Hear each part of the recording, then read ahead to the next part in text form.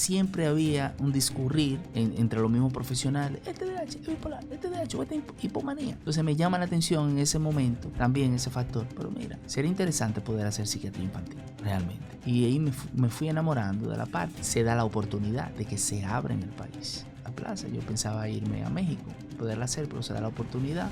Unos amigos míos entran y yo concurso. Yo soy la segunda promoción de psiquiatría infantil del país. Son 2 plazas y sucede algo. Concursan 3 personas, incluyéndome a mí. Y son 2. Y solamente gano yo. Esta es una nueva entrega de Amazing Doctors.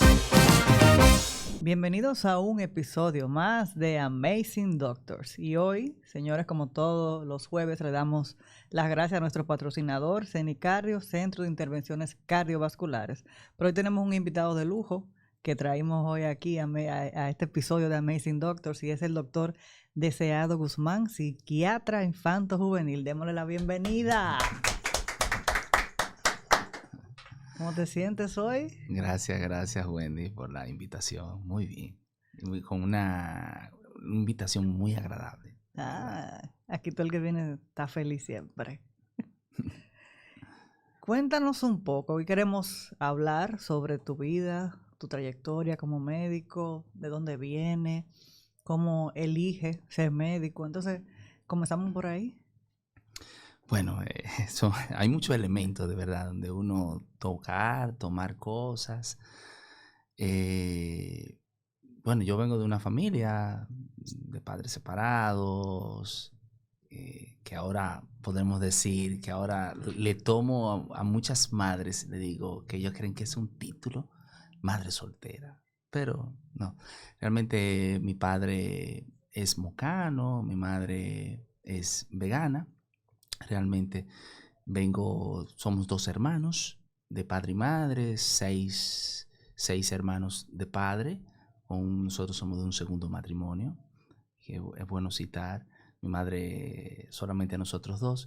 De ahí me fui interesando por la parte de salud, por la motivación básica. Tengo una tía que es médico general, tenía el ideal de ser especialista, donde en aquel momento, hace 30 años, las dificultades para poder lograr una plaza eran sumamente complicadas.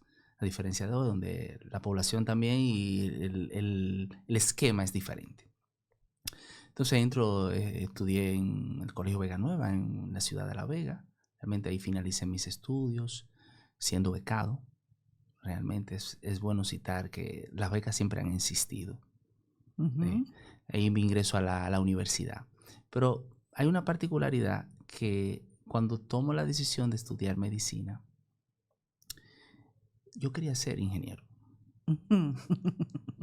Pero la ingeniería que particularmente quería era ingeniería química. Y solamente era en Santo Domingo. Nosotros no teníamos los recursos, mi familia, en ese momento para poder lograr ese punto de uno instalarse en Santo Domingo, tener una vida. Y siempre la influencia de los abuelos, que a veces quieren ser muy sobreprotectores frente a todo. ¿Cómo tú vas a dejar a ese muchacho solo para allá? A mi mamá. Entonces, prácticamente desisto en su momento para eso. Pero la parte de ingeniería me llega. Yo tuve un accidente muy particular. Choqué con una metro de frente. ¿Cómo? Sí. A los 15 años, 14 ya para 15 años de edad. Sí. Un accidente muy, muy traumático, realmente, donde la metro se volcó con las 4 gomas. Yo creo que salí en el Nacional, recuerdo, de la tarde, cuando salí en la tarde. En ese momento. Última hora. Última hora. Exactamente. Camino a Samaná. Mi papá tenía un negocio de helados y él ahí íbamos a llevar un pedido. Yo me enganchaba en los camiones e iba particularmente para allá. Y al ver la dificultad de yo poder acceder o irme a Santo Domingo, decido estudiar medicina, ahí en la Universidad Católica Tecnológica del Cibao, UCATESI. Ahí me voy desenvolviendo prácticamente en el área de medicina, finalizo a los 6 años, medicina, y quería ser neurólogo. Pero en ese lapso de que entramos ya a la universidad y que descartamos que no voy a ser ingeniero químico porque no tengo los recursos.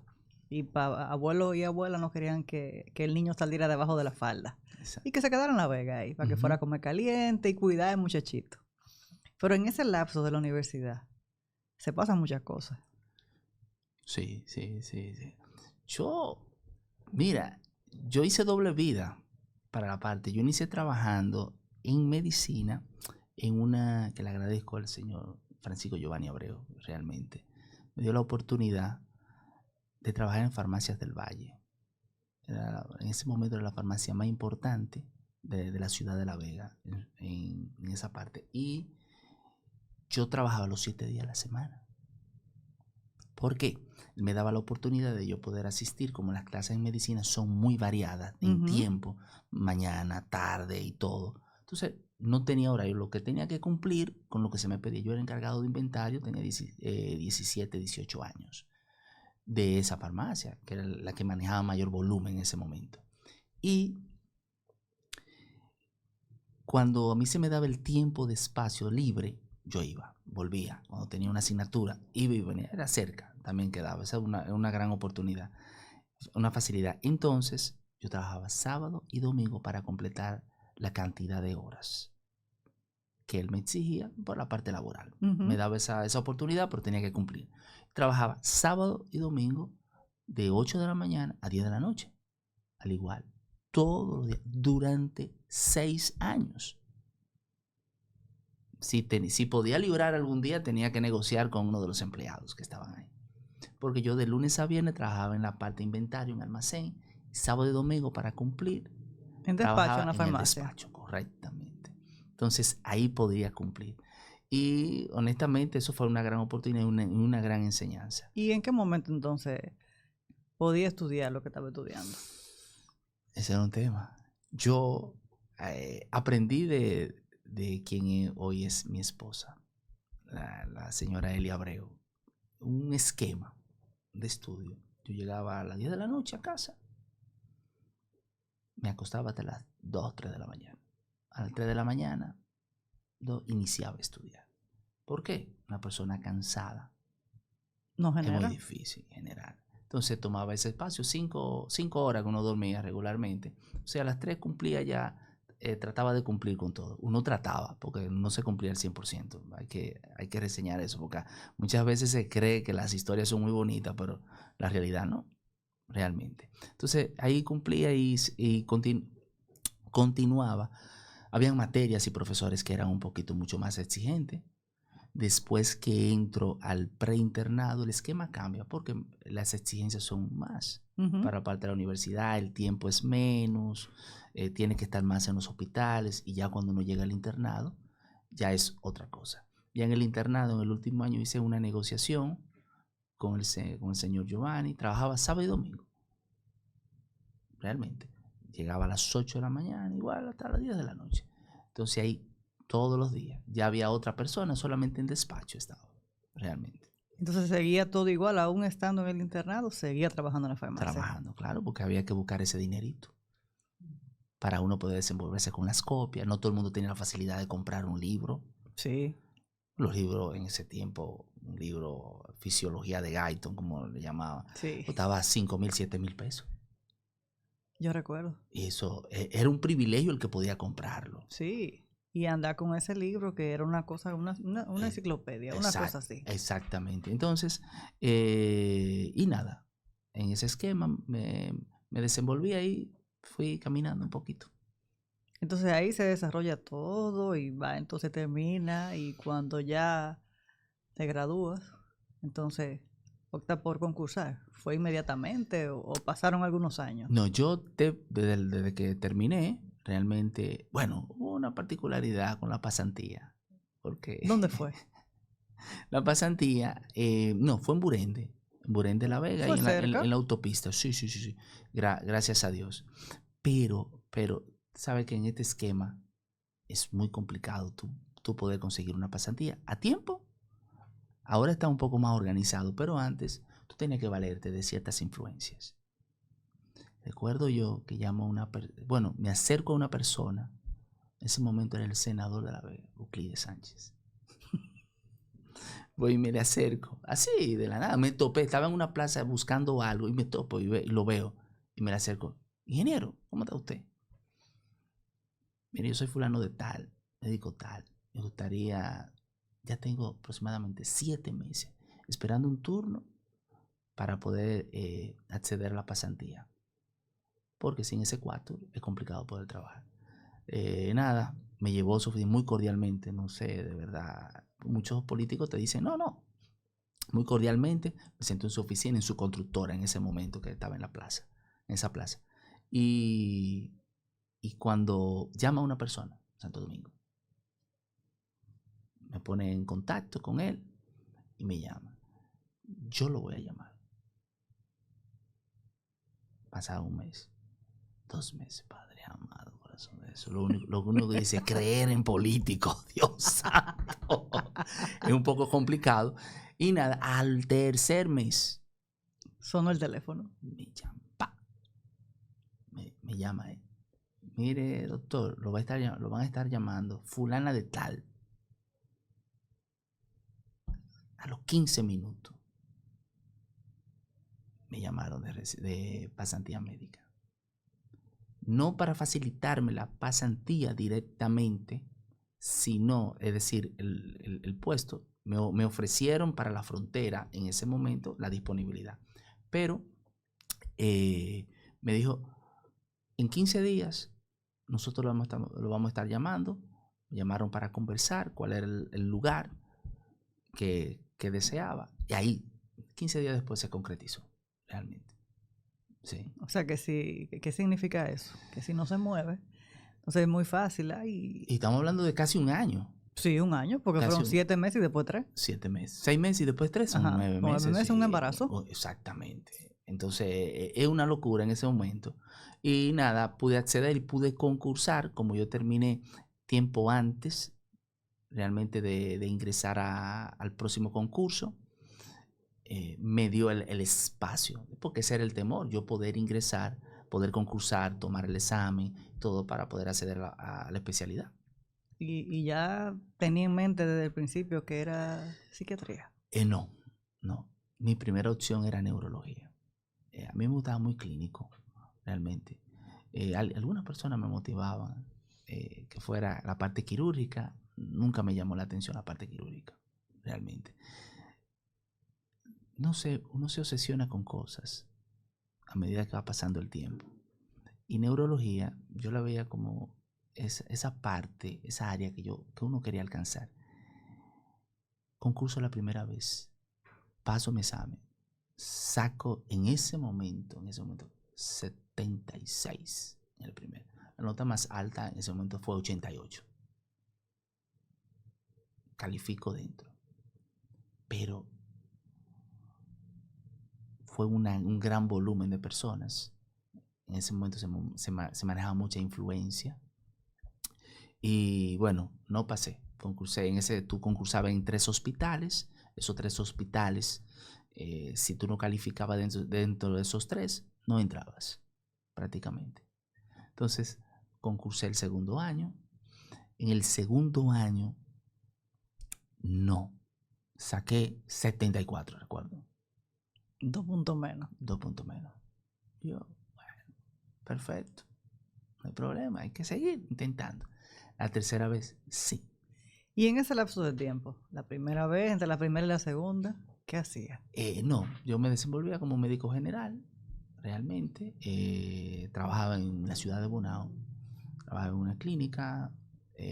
Vivía en Santo Domingo, porque mi esposa realmente accede a la especialidad automáticamente pediatría en el Robert Rick Cabral.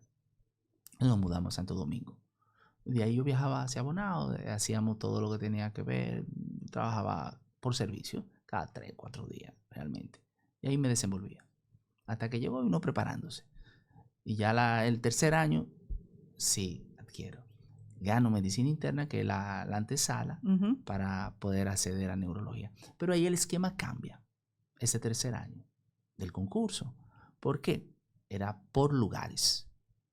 Tú tenías tus notas, pero tú podías acceder en cualquier plaza que quedara. Se organizaban en orden. Era diferente cómo era la diferencia años atrás. Que tú ganabas en un hospital que concursaba, que tú anotabas. Tú ponías, si tú no calificabas en tu hospital, te quedabas fuera, aunque quedaran plazas disponibles en el otro, que era una locura. Entonces ahí se manejaba cierto nivel de discrecionalidad. Mucha gente ni se enteraba. Entonces ahí se hizo públicamente. Tú quedabas en tal lugar. Yo en ese momento quedé en el lugar 55.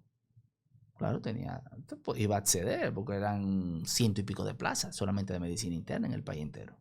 Y yo sabía que iba a entrar. Lo que tenía que luchar era por entrar en un hospital que yo quisiera. Que no se llenara antes. Y ahí entro primero quería entrar el padre Villini. Se llenó. Y por más cartas que no había plaza. Entonces entré al Luis Eduardo Aybar. Al Morgan. Realmente era la gran escuela de medicina interna. Uno cree que era el Salvador B. Gutiérrez, ¿no? La gran escuela de medicina interna de este país era el Luis Eduardo Aybar, el Morgan, donde estaban todas las escuelas, donde tú tenías un aprendizaje del 100%. Y ahí cae finalizando el primer año, una particularidad. Me van a rotar por el Hospital Psiquiátrico Padre Villini, que todo por área. Y ahí noto, coño, pero este es el lugar que yo me siento cómodo. De verdad. En esa rotación, ahí fue que No, yo digo, no, este es el lugar que yo me siento cómodo, de verdad. Y digo algo 2 meses previo, que fue que me tocó. Bueno, con una compañera mía, le digo que hoy es cardióloga también ella. Le digo, pero da bueno quedarse aquí. Si uno pudiera encontrar con quién cambiar, que no se podía, se había eliminado en ese momento. Yo cambiaría y me quedaría. A los 3 días se me acerca una chica que ganó psiquiatría. Ella es de la Mata de Farfán, de San Juan de la Maguana. Y él tenía ese ideal de ser cardióloga. Hoy es cardióloga. Y no pudo ganar medicina interna porque los puntos no le daban. Iba a utilizar eso como un trampolín. Pero el momento de no poder cambiar las plazas no se dio. Entonces sucede algo muy, muy llamativo. Se me acerca. Mira, me enteré que fulana me dijo que tú querías cambiar para psiquiatría. Y yo, sí, pero yo estoy en mi plaza porque eso era lo que yo quería. Yo estoy aquí. Estaba en emergencia ese último mes. Ya lo que quedaban eran como 20 y pico días para finalizar el primer año. Para uno graduarse el primer año. Ya todo se había mandado a la UAS. Pues mira, te cito. Le dije, si tú te encargas de todo, yo no voy para salud pública. Yo no voy para la Autónoma de Santo Domingo en Bromar con documentos. Porque es un trote. Pues nada, ella lo consiguió todo en una semana. Ella estaba decidida. Muchas veces yo digo que no era a mí, era ella. Porque la intención y los movimientos y la decisión de lograr el cambio era de ella. Entonces, luego ya de que la compañera hace toda la gestión de todos esos documentos, ¿cuándo entonces ya definitivamente se cree el cambio de que te va a psiquiatría? 5 días después. Wow. Yo le firmo automáticamente porque ya iba a ser un cambio de año. Ya lo que quedaba cuando ella me hizo la propuesta eran 20 días y algo, y regularmente una semana antes ya los que no son de esa especialidad, que están haciendo una rota y están haciendo su primer año de medicina interna como psiquiatría, radiología, dermatología, una serie de especialidades, siempre lo llaman, si ya lo solicitan, sus especialidades de base para que se adiestren, se ambienten de acuerdo a donde van a estar ya fijos los próximos 3 o 4 años. Se dio en 5 días. Ella se encargó de todo, de buscar la certificación en la UAS para firma. No sé cómo la consiguió, de verdad, todavía en este momento no lo sé. No sé cómo convenció a la doctora Hilda Natera, que era la directora de salud pública, una señora, primero que guardia, ante todo. Y esa señora era cruzada. No sé cómo consiguió la aceptación de poder hacer el cambio. Y ahí hicimos el cambio. Entonces, psiquiatría. Entonces, ¿tú crees en la coincidencia o en la diosidencia? Yo creo que la diosidencia, porque hay muchas cosas que pueden dar pueden darse. Yo sé que tenía la sensación por dentro de mí, el deseo en el momento, el anhelo, pero en la práctica de poder motorizar el acto, yo no lo iba a hacer por mí mismo, te soy honesto. Pero Dios movió sus fichas. Exactamente. Yo digo para ella misma también. Sí, y esto fue un win to win. Sí. Cuando llego a casa, me dice mi esposa, ¿qué le comento? Pues nos vamos a morir de hambre. Ay, mi madre. Textualmente. Sí, tú puedes hacer lo que tú quieras, pero ella respiró 2 veces. Y nada, yo dije, bueno, vamos a ver, vamos a cursar. Yo me siento cómodo. Automáticamente el doctor Alejandro Uribe me acepta, que era el jefe de enseñanza del Hospital Psiquiátrico Padre Villini, era también el jefe de enseñanza el director de la escuela, de la residencia del Hospital Salvador de Gutiérrez. Es decir, maestro de maestro. Que ahora mismo el Congreso Nacional de Psiquiatría fue en memoria, en reconocimiento a él, todavía está vivo. Y él es el actual director de salud mental, también nacional, del Ministerio de Salud Pública. Y nada, ahí me fui desenvolviendo. Entré también, cabe resaltar que entré con una camada de chicas, en ese momento, el único varón. Bendito sea. Entre todas las mujeres. Ahí donde conocí a mi hermana, la doctora Isla Valdés, que es la directora de la unidad del hospital José María Cabral Ibáez, y una serie de chicas también de Santo Domingo, a la doctora Adriana Medina, y realmente yo me veía la oveja dentro de este manjar. Pero ahí tienen que haber muchas anécdotas. Ay. Yo aprendí algo con mi esposa. Lo que digan las mujeres, eso es. No se discute. Usted no discute nada realmente. Si usted dice, no, eso es. ¿Por qué?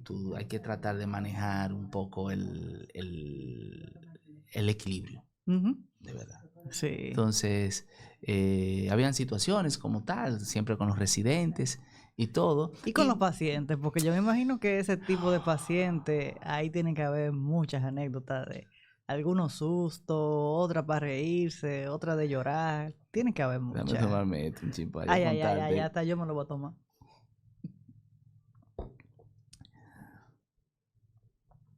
La primera semana, cuando estoy conociendo el hospital, hay un paciente que está esperando. Uno siempre estaba al lado del superior para aprender. Uh-huh. Yo me paro a buscar algo. Y la primera semana yo estoy de espalda esperando que me traiga los famosos llamados llaveros. Llaveros eran los que tenían las llaves, eran los que tenían el control de las puertas, los que había intervención en crisis. Tenían el acceso a todo en el hospital para traerme una cantidad de hojas de evolución. Si iba a ingresar un paciente y aparece un paciente, lo más natural, yo estoy parado alrededor de la 1 de la tarde, viene y me da este pecozón por detrás. Yo me lo imaginé que era eso. Padre amado. Y yo automáticamente, y vinieron 2 llaveros de una vez, lo pusieron en contención, claro, en contención mecánica y física. Óyeme. Porque un paciente era un paciente con una alteración del estado de tipo bipolar, realmente. El paciente se ingresó por eso, a pesar de que a los 2 días se le dio de alta. Y te dio tu pecosa. Ay. Para que lo sepa. Entonces, el de venir en el hospital psiquiátrico, y cabe resaltar que nosotros tuvimos la oportunidad, esa promoción, donde se cierra el hospital psiquiátrico.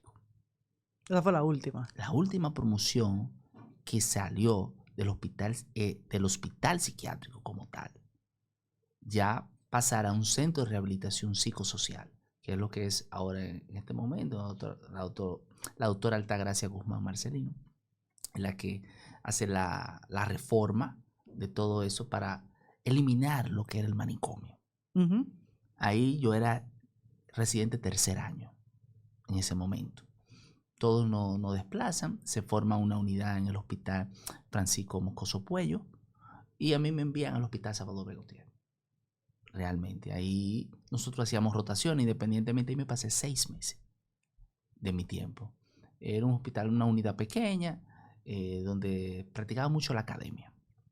Pero en el hospital psiquiátrico había una particularidad, que los miércoles, que creo que solamente se daba en ese hospital de las Américas, los casos clínicos. El caso clínico era llevar un paciente en vivo. Y presentarlo. Presentarlo, donde aproximadamente 100 personas. Ajá. Y se sentaba la gama de psiquiatras, los MA, como se le llamaban, venían psiquiatras también de otro hospital, a evaluar, a ver tu impresión diagnóstica. Y esa era tu evaluación. Si tú hubieras hecho un buen historial para poder llegar con ese diagnóstico. Y un paciente que no fuera conocido. Que no fuera amigo ni nada. No, conocido del centro. Un paciente nuevo. Donde tú tenías prácticamente esa semana que te tocaba a ti, que se te asignaba, era un caos. Tú tenías que muchas veces hasta visitar, no me tocó, lo hice por llamada, familiares, contactar, ver cómo era el desenvolvimiento para tú poder llegar a un diagnóstico certero. Ese era tu expertise clínico, donde de ahí podían salir muchas cosas. De verdad, podían salir. Un diagnóstico que otro MA entendiera. Y ahí se reunía toda la plana. Entonces ahí en vivo ellos analizaban si lo que tú estabas diciendo era real. Cierto o no, con el paciente. El paciente se evaluaba delante de más de 100 personas, entre estudiantes, MA, todo. Sí, ahí iban personas del país completo, de cualquier escuela. ¿Y cómo se maneja la presión en ese momento? Wow. Es complicado, de verdad, porque tú, ese día, el día anterior, mi primer caso, principalmente, yo no dormí casi. Yo no dormí porque tú te sientes, primero, yo me sentía como una persona en su momento que era un intruso dentro del área de la especialidad. Imagínate.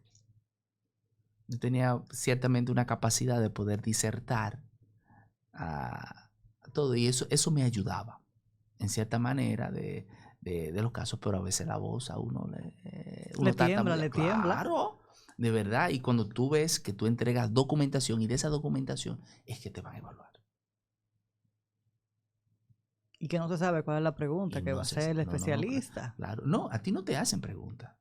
Al EMEA no se le hacía, al estudiante que era uno, no se le hacía preguntas. Toda la pregunta, la evaluación era el paciente en vivo, con los familiares. Lo sentaba en un sillón, delante de todo el mundo, y ver su comportamiento dentro de todo. Evaluar su psiquis. De verdad, es algo uno lo ve, pero es como un show. ¿Y cuáles de todos esos casos que te tocaron ya en psiquiatría, algo que a ti no se te olvida, aparte del pecozón? Aparte del pecozón y la comida, que era realmente, a pesar de toda la delimitante, era una comida muy buena. No. Había un paciente muy particular, el señor Custodio. De verdad, ya debe de tener 32 años aproximadamente, interno en el hospital, en ese centro. ¿Cuánto? 32 años. De verdad, habían pacientes que tenían 30, 40, 20 años, eran abandonados por los familiares. Era muy difícil poder reinsertarlo. Entonces, porque el hospital en un momento, hace 30 años, manejaba aproximadamente 2,000, 1,000 y algo, 3,000 pacientes en su momento. Porque no solamente era como un hospital como tal, sino era también una esfera desde cuando se creó Cono Trujillo, desde que estaba en Nigua, en San Cristóbal, y fue trasladado ahí al 28, que no era por el 28 por loco, el 28 se le asignó por la ubicación que tenía. Y realmente se escogió ese lugar, qué bueno resaltar, porque el hospital que todo el mundo observa en el frente era el tuberculoso. Realmente, ahí todo el que tenía tuberculosis, todavía las personas eran pacientes hacinados, pacientes que había que tenerlo un poco aislado, separado de todo, porque era una enfermedad infectocontagiosa, ahí se situó también el 28. Y esa comunidad fue creada en base a esos hospitales. Por eso ahí es que está el mayor índice de enfermedades mentales como comunidad, de verdad. Y Custodio realmente era muy particular. Una persona que dentro del nivel de coherencia te sentaba y te hablaba de temas muy particulares, racionalizando de una forma, pero había otro momento que se disociaba de la realidad, de verdad. Y había un folclore, uno podría llamarlo, de pacientes.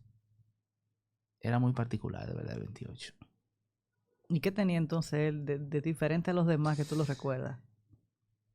Él te compraba helado, te brindaba.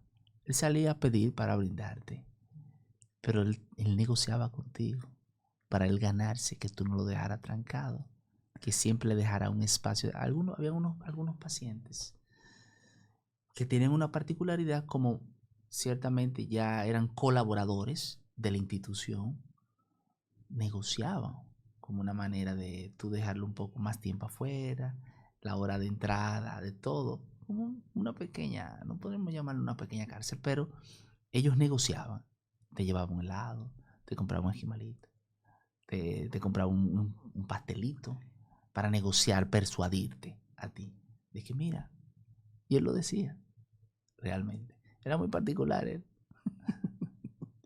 Y luego entonces que ya tú sales de ahí de la especialidad, ¿cuánto tiempo te tomaste en hacerla?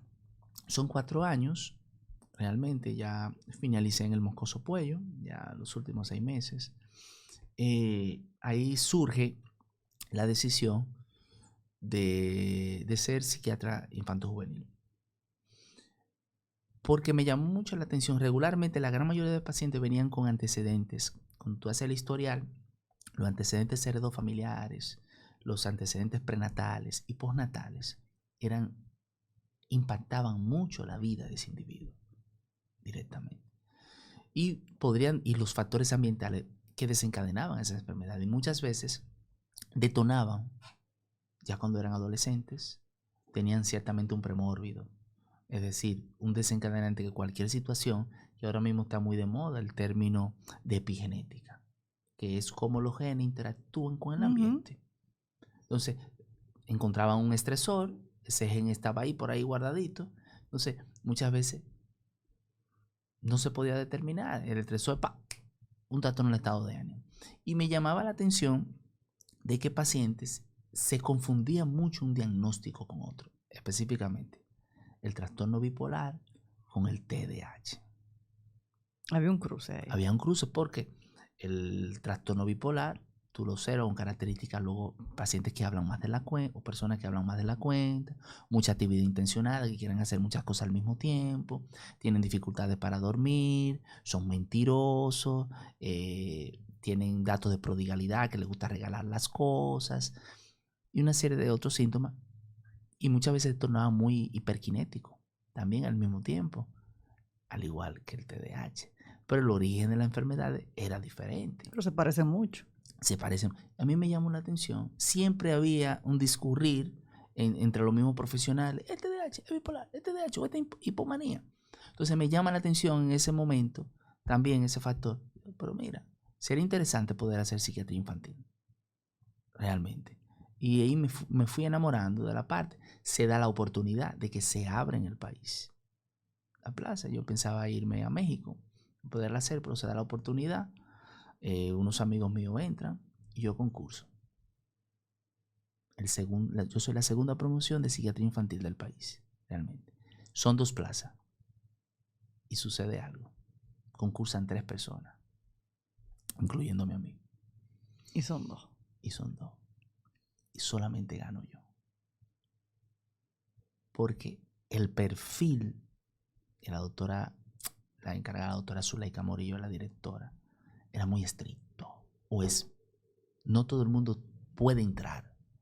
Tú tienes que tener unos requisitos específicos para poder entrar. No solamente porque tú pasarás el examen, porque la entrevista y la evaluación psicológica es muy intensa. No todo el mundo. Entonces, entro solo. Los otros 2 pasaron el examen, pero no pudieron calificar.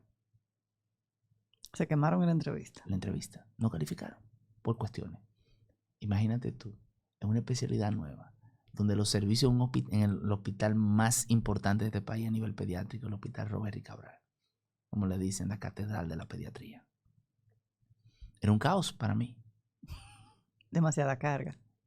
Mucho trabajo. 2 años de especialidad. Yo llegaba a las 7 de la mañana, o antes, 6:30, 7 de la mañana, y a veces salía 4, 5, 6 de la tarde.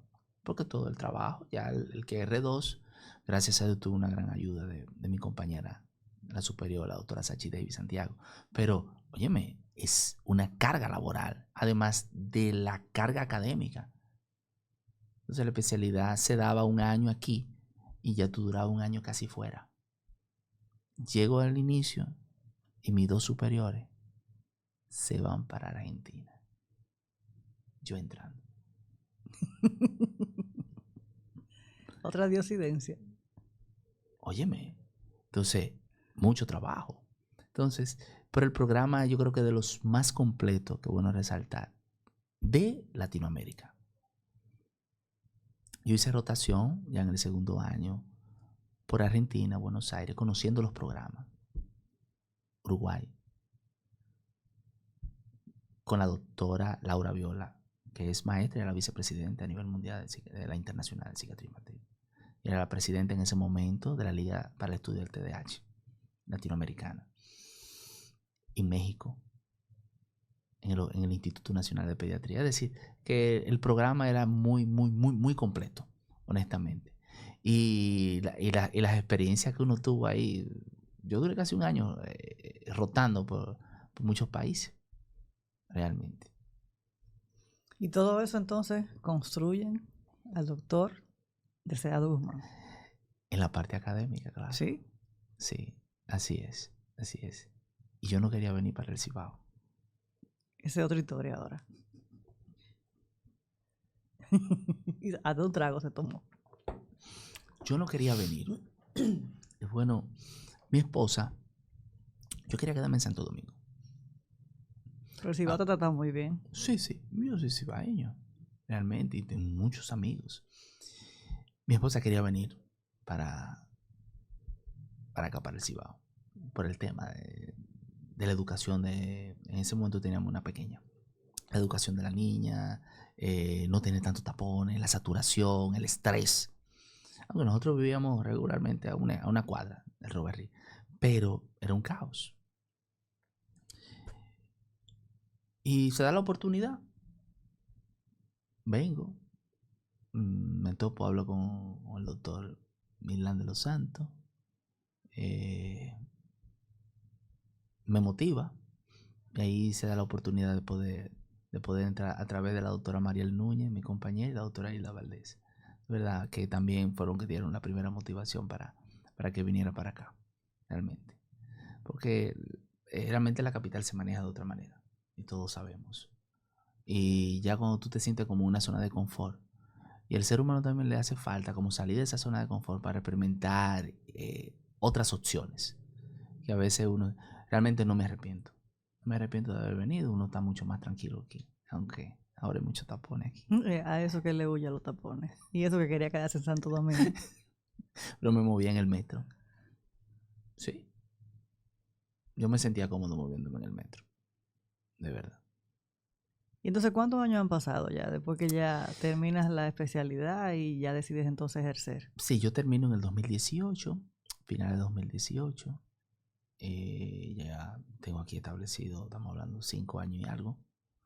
5 años y algo, y realmente no me arrepiento. El soporte, tenemos muchas cosas por qué hacer, porque hay que reconocer, no solamente en el Cibao, en el país completo, porque tenemos muchos temas de por qué abordar. A pesar, siempre uno se pone que uno ir contra el sistema es un tema, pero uno también puede emprender, puede renovar, puede colaborar con el sistema. Hay que trabajar realmente con los médicos, con todos los profesionales, porque trabajar con niños y adolescentes o más bien con niños, no es un tema de que tú vas a hacer un abordaje directamente para, por ejemplo, los que van a mi consulta creen que todo el mundo va a salir con una simple receta. Una gran cantidad de pacientes no se van. Y el tema, y es bueno resaltar, que el tema de psiquiatría no es tú indicar un medicamento, es poder descartar enfermedades orgánicas que puedan incidir en desencadenar la alteración que tiene ese paciente. Y uno poder brindar un soporte integral. No solamente integral porque tú vas a necesitar más personas alrededor. Porque a veces se malentiende. Integral, que tú necesitas psicología, que tú necesitas un cardiólogo. No.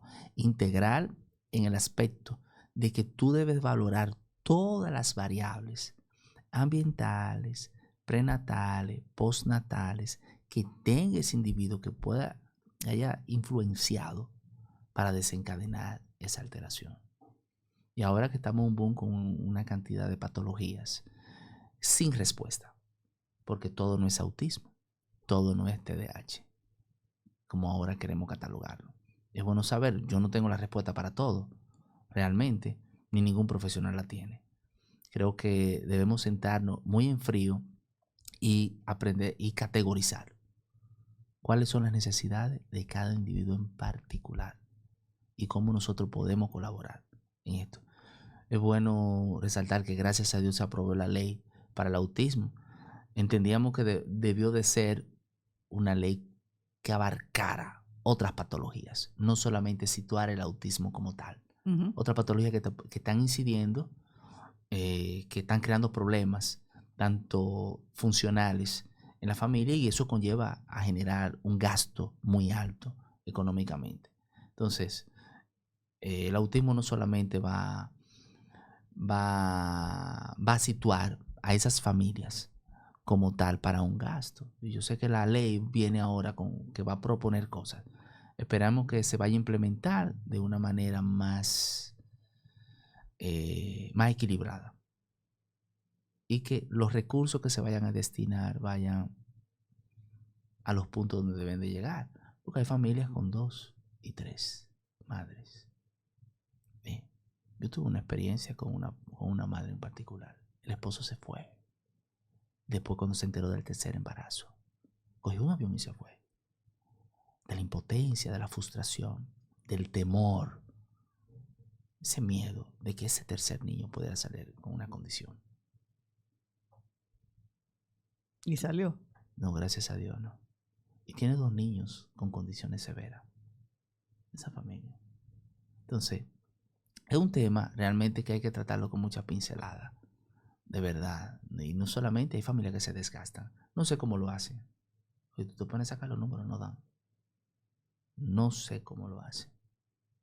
¿Y tú sientes que ahora mismo, en la etapa donde estamos, yo lo veo así, hay menos estigma con que la gente entienda y acepte que tiene niños o adolescentes que tienen ciertas condiciones? Porque antes eso era un secreto de familia. Eran cosas que se guardaban y que la gente no la decía. Y eso era secreto, lo trancaban en una habitación, lo dejaban a ese muchacho que nadie lo veía, decían que se iba de viaje, que no estaba en el país. Y era mentira. O sea, lo tenían secuestrado prácticamente porque la gente no se enterara. ¿Sabes, Wendy? Que hay que reconocer, la pandemia ha sido un elemento importante, no viéndola desde el punto de vista negativo. Yo nunca lo he visto desde el punto de vista negativo. La pandemia vino a hacernos a nosotros entender que necesitamos hacer cambios y que necesitamos hacer otras cosas que lo que veníamos haciendo. Hacerlo diferente. Exactamente. ¿Por qué? Y ahí viene el mismo mecanismo de la selección natural. Hace 300 años, 400 años, que Darwin citaba. Que no tiene la capacidad de poder adaptarse, va a sucumbir. Honestamente. La pandemia hizo entender a muchas personas y a muchas familias que necesitan del soporte de salud mental por diversas situaciones. Muchos porque no tuvieron el control ni las herramientas. Segundo, otros porque el aislamiento realmente hizo que tuvieran que salir en algún momento. Lo estaba ahogando y que necesitaban ese oxígeno para todo eso. para todos esos niños. Y además de todo, de poderle brindar un soporte a esa persona. El estigma ha disminuido. Todavía lo que falta es que muchos padres trabajen con ellos reconocer todavía y Tú sabes aceptar. que hay algo que yo digo que a la mayoría de los padres les pasa y es la aceptación. Sí, Aceptar de que tu hijo tiene un diagnóstico. sí, Porque lo primero es que ahí viene la negación. No, él no exacto. tiene eso. Él no tiene O ella eso. no tiene eso. Eso no es verdad. Ese médico Sí, está loco. sí. Y a veces se pasan con ese tema, a veces empiezan a visitar un regalo de altares. Yo digo altares, que son Algo una cantidad diferente. de médicos donde tú tienes la prueba y el otro te dice uno, el otro te dice otro, pero tú andas buscando lo que tus oídos quieren Lo que tú quieras escuchar, escuchar. realmente. Y a veces tú retrasas lo que es darle una intervención oportuna. Con esto no quiero decir que se va a resolver todo, porque el autismo es una enfermedad todavía sin una causa evidentemente clara. Hay elementos y factores de riesgo, no causas claras para poder desarrollar esta enfermedad, o más bien esta condición, Ujú. de verdad. Entonces, nosotros tenemos que estar claros, este es un nuevo reto que tiene la humanidad, en el caso de los trastornos del neurodesarrollo. En nuestro caso tenemos que citar también la discapacidad intelectual, ¿eh? Que es en nuestro país muchas personas con ciertas facilidades, pero con niños con condiciones, dificultades de aprendizaje que solamente se detectan, van a psicopedagogía y todo, pero es que no pueden y tienen una alteración de neurodesarrollo. Eso nosotros tenemos que entender. Esa es otra condición que tenemos que buscar alternativas a estos niños. ¿Por qué? Porque no van a poder ser capaces de poderse insertar. ¿Y qué va a pasar en 30 años? Muy buena pregunta. No tenemos respuesta. No tenemos un plan para eso. Ni las familias, ni el Estado, ni ellos. No sabemos. Y anteriormente, como eso del autismo y del TDAH, ¿era que no eran diagnosticados las personas o es que ahora hay un aumento? Es una buena pregunta, pero hay muchos más factores de riesgos que nosotros no teníamos hace 20 años. ¿Cómo cuáles? Si nosotros citamos primero el ambiente, la alimentación,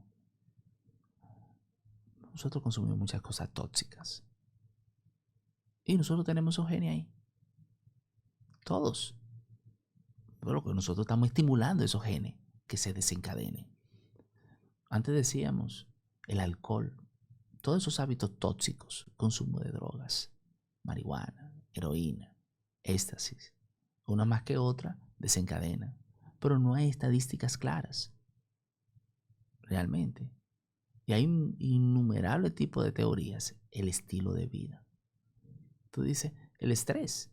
A veces hablamos de estrés porque es que no puedo compensar, que no puedo descansar, que tengo que hacer muchas cosas, pero el estrés es más que eso. El estrés es un estado inflamatorio central que tiene nuestro organismo. Por eso se llama estrés oxidativo. Empiezan una serie de radicales libres, sustancias proinflamatorias, que son las que van a inflamar el cuerpo. Por eso hay personas que se le inflaman las piernas, no tiene que ser un edema, se distienden. Entonces nosotros estamos ingiriendo ciertas cosas, inhalando ciertas cosas que van a producirnos ese estrés. Entonces, son teorías, realmente son teorías, no es que está claro que sea, porque si se podría contrarrestar, de verdad. Entonces, andamos buscando también esa sensación de ser aceptado en el medio. Entonces, nosotros también generamos una serie de estrés para poder ser insertado en el medio, de que tal núcleo social me pueda aceptar. Y no estoy hablando de niveles sociales altos, estamos hablando de niveles sociales desde lo más bajo hasta el más alto, cada quien con sus propias necesidades y con sus propias cosas, anhelos platónicos que quieren alcanzar. Y para ser aceptado. Exactamente, honestamente. Pero en el camino veremos cuál sería la respuesta a largo plazo. O sea que tendríamos que esperar cuántos años. No sé, pero tendríamos que ver 50 años. Lo que sí, haciendo un paréntesis, la ciencia sí está un poco retrasada con esto. La ciencia. ¿Tú crees que no se le ha dado la importancia que tiene? No. Nosotros pudimos concretizar vacunas con grandes esfuerzos de todo el mundo, de todos los países, con muchos frentes. Entonces, se estima que en el 2050 el 3 al 5% de la población mundial va a tener una discapacidad. Y eso es mucho. Eso es mucho. Estamos hablando, si tenemos casi 8.000 millones, estamos hablando de 400 millones de personas con nivel de discapacidad. Y cuando hablamos de discapacidad, ¿no? de hablamos de tipo. todo. No, hablamos de todo. Intelectual, trastorno de desarrollo, autismo, personas que no puedan insertarse y generar una acción adecuada. Básicamente no puedan desenvolverse por sí mismos. Y nosotros tenemos un tema también. Porque no solamente pensamos en discapacidades físicas, que ese es otro tema a largo plazo, que es también un tema que van desencadenando alteraciones del estado de ánimo. Es decir, un conglomerado de cosas que honestamente no hay una respuesta clara, porque la ciencia se ha basado, y hay que resaltarlo, en que las farmacéuticas son las que van a resolver todo, porque son las que pagan los estudios. Entonces, los estados se han hecho hacia atrás y darle la oportunidad a ellos para que financien y hagan todos sus estudios, ¿no?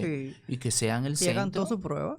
Exactamente. Y resuelvan el problema. Exacto. Entonces hay un sesgo, hay un conflicto de interés. Entonces, no es así.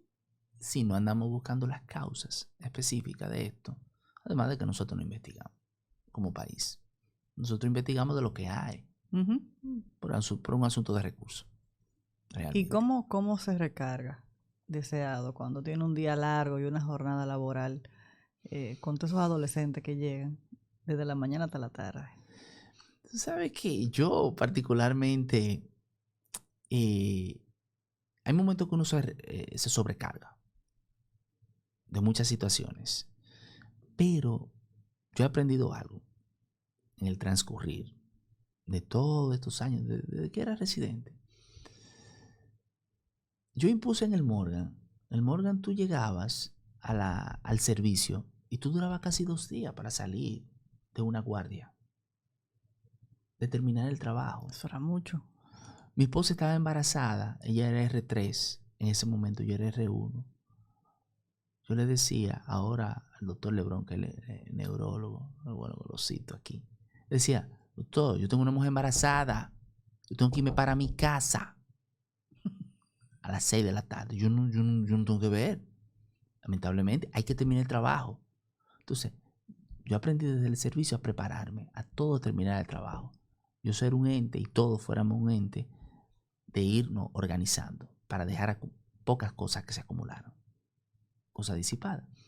Y yo, particularmente, a pesar de toda la sobrecarga, llego a mi casa, escucho música instrumental, empiezo a hablar con Ainara, una chica mía, con mi esposa, cuando llega de trabajo, ella trabaja más que yo, de verdad.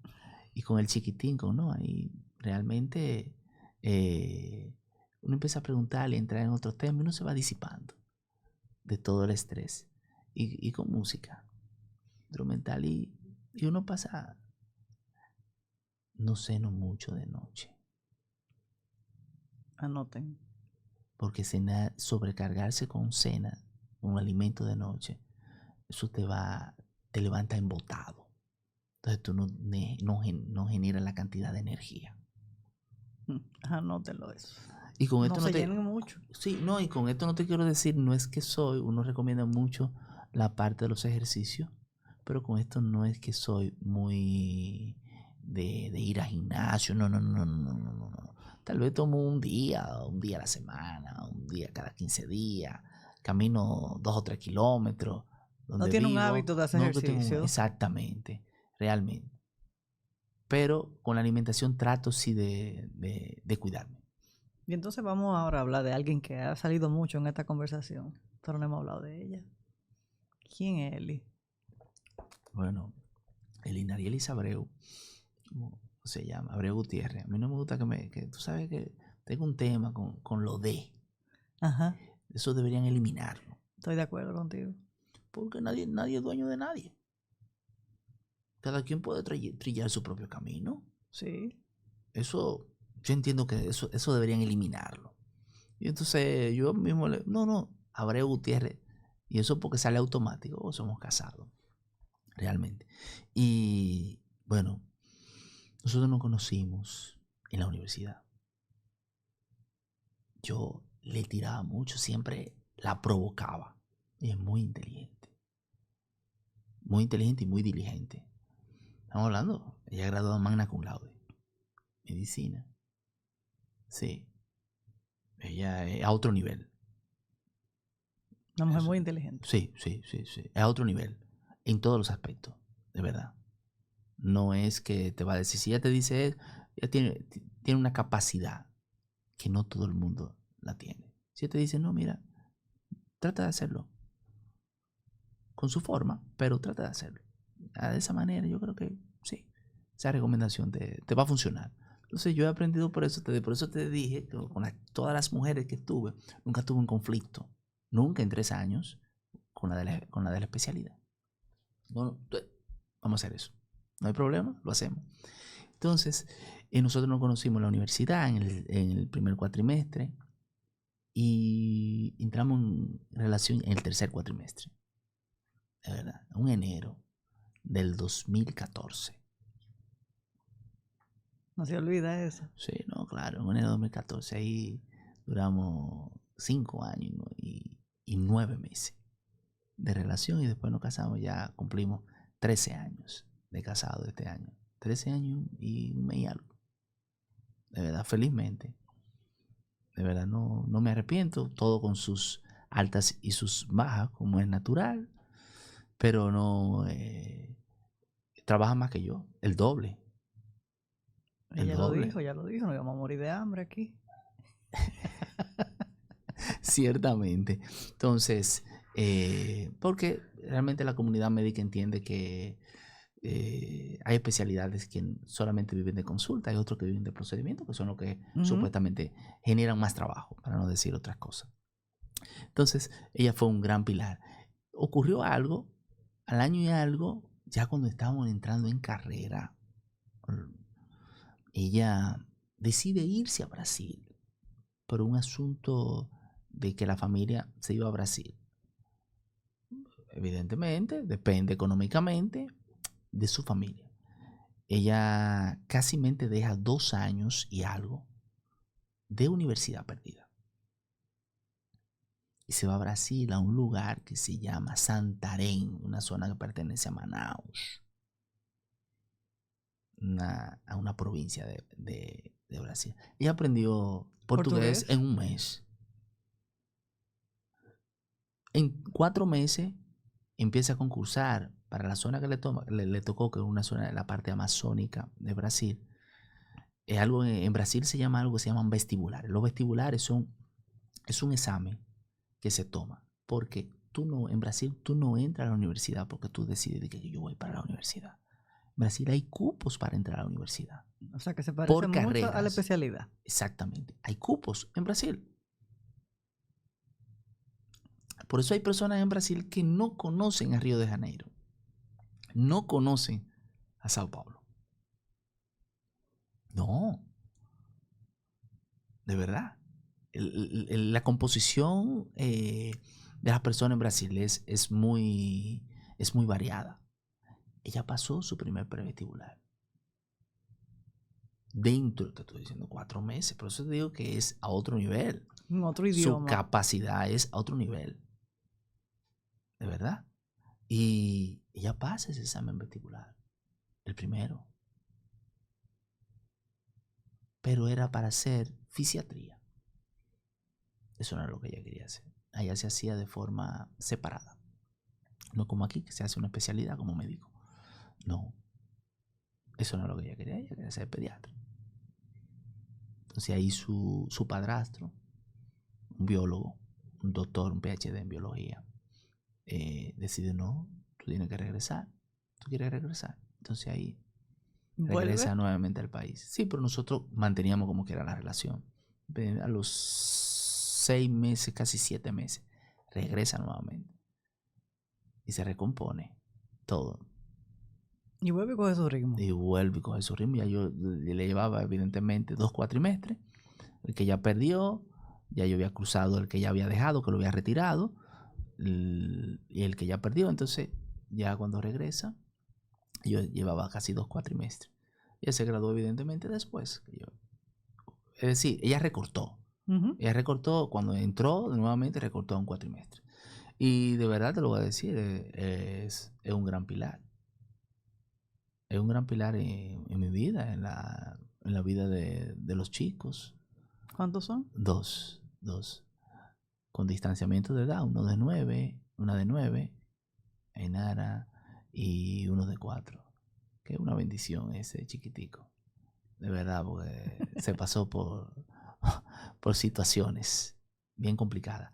Pero realmente ella es una persona donde no diría que es mi amiga, porque a veces nosotros confundimos.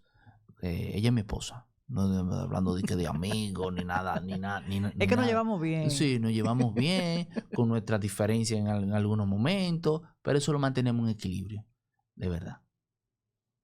Aunque me dicen que yo soy un poquito gobernado, pero yo me dejo gobernar. A veces es importante dejarse gobernar de las mujeres.